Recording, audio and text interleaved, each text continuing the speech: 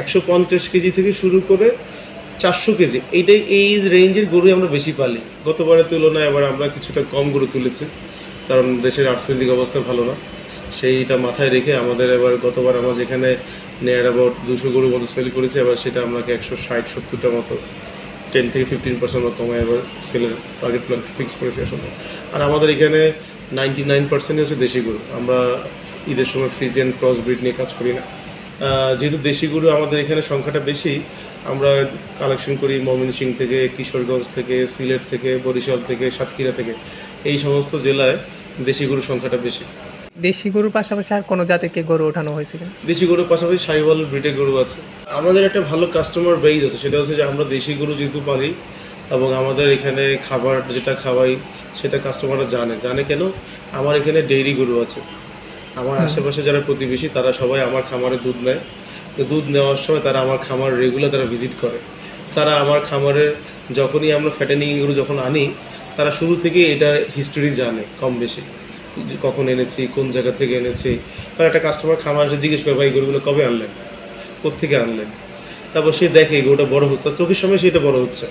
এবং আমরা কী ধরনের খাবার খাওয়াই, গাভীকে যে ভালো মানের খাবার খাওয়াই, ঠিক ভালো মানের খাবারটা আমরা ষাঁড়কেও খাওয়াই। এটা আমাদের কাস্টমাররা সরাসরি দেখতে পায় সবসময়, যার কারণে এখানকার মাংসের কোয়ালিটি এবং গরুর যে কোয়ালিটি এটা কাস্টমার জানে বিধায় আমার খুব একটা গরু বিক্রি করতে সমস্যা হয় না। মূলত আমার দুধের কাস্টমাররাই আমার গরুর মানে ষাঁড় গরুর কাস্টমার। 150 কেজি থেকে শুরু করে 400 কেজি এই রেঞ্জের গরুই আমরা বেশি পালি। যদি কোনো কারণে কোনো গরু বিক্রি না হয়, তো এটা আমাদেরকে হয়তো বা আগামী ঈদ পর্যন্ত টেনে নিতে হয়, তখন সেটার ওজন 700-800 কেজি হয়ে যায়। আদারওয়াইজ আমাদের বড় গরু মানে পালার সেই ইচ্ছাটা আসলে নাই সেই কারণে। কারণ কি, বড় গরু বিক্রি করার ঝুঁকিটা অনেক, আর এটা কাস্টমারও কম। আমরা বিগত বছরগুলোতে দেখেছি যে যারা 15 লাখ, 20 লাখ, 30 লাখ করে গরু বিক্রি করেছেন, এটা নিয়ে পরে সামাজিকভাবে, রাজনৈতিকভাবে এবং আইনগতভাবে তাকে বেশ হেনস্থা হইতে হয়েছে, অনেক সমালোচনার শিকার হইতে হয়েছে। তা আমরা চাই না আমার কোনো কাস্টমার বা আমি ব্যবসা করে বিপদে পড়তে চাই না, প্লাস আমার কাস্টমার গরু কিনে যদি সে বিপদে পড়ুক আমরা সেটাও চাই না। এবং আমি যখন জানি আমাদের বাংলাদেশের আর্থসামাজিক প্রেক্ষাপটে সবারই আয়টা একটা সীমিত ভিতরে, তো সুতরাং সেইটাকে মাথায় রেখে আমরা ওই টার্গেট রেঞ্জের গরুটি আসলে পালতে চাই, যেটা সহজেই বিক্রি হয়ে যায়।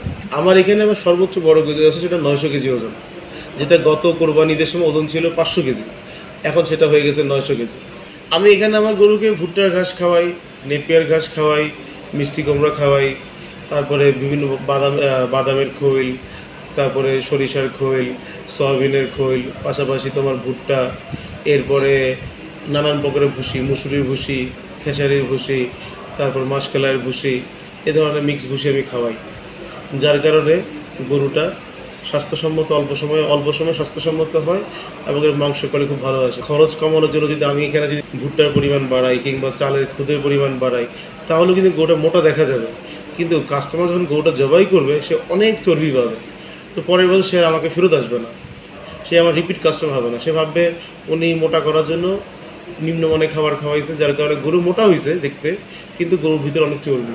সেই দুধ কিনতে আসলো ঈদের পরে, ভাই গরু তো এবার নিয়েছিলাম, কিন্তু গরুটা তো ভাই এবার খুব চর্বি হয়েছে।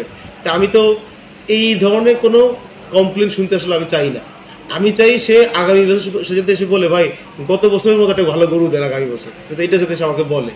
আমরা আসলে ওই ধরনের একটা ভালো অ্যাটমসফিয়ার বিল্ড আপ করতে চাই, ওই ধরনের ফ্রেন্ডলি কাস্টমার বিল্ড আপ করতে চাই।